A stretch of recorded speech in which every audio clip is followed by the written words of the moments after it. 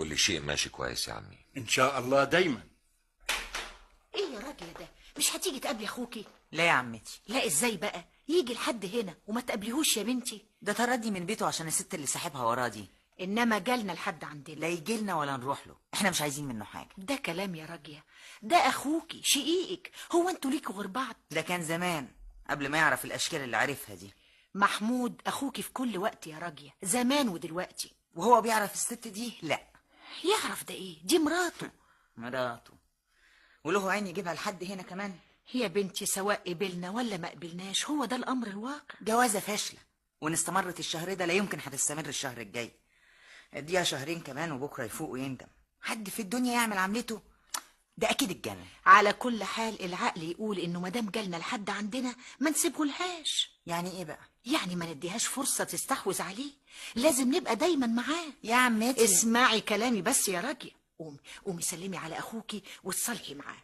على رأيك هي اللي بره وانت اللي جوه. مش طايقه ابص في وشها. معلش يا حبيبتي استحملي. السهتانه البلافه دي. يلا يلا بس وخلي دماغك كبيرة، واوعي تغلطي عشان محمود ما يمسكش علينا فرصة. والله ما انا عارفه اقول لك ايه يا عمتي. يلا بس يلا.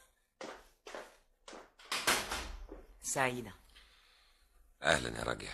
سعيدة ده ايه واهلا ايه؟ بالاحضان يا ولاد، بقى الاخوات يتقابلوا بالشكل ده؟ انا عارفة.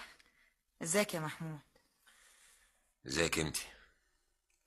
بقى تروحي كده وتقولي عدولي؟ هو انا برضه اللي قلت عدولي ولا انت؟ ما خلاص بقى عايزين ننسى اللي فات. مظبوط يا بنتي. يعني ما سلمتيش على نعمت؟ لا ما تسلمش عليها ازاي، دي مرات اخوها وهيبوسوا بعض كمان. ازيك؟ ازيك انتي؟ وايه بقى الحكايه اللي انا سامعها دي؟ حكايه ايه؟ انت صحيح عايزه تبيعي بيت الحلميه؟ ايوه. ما بحوش ليه؟ طيب مش تاخدي رايي؟ اخد رايك؟ ما انت مخاصمنا ولا سائل فينا. انا اللي مخاصمكوا ولا انتوا؟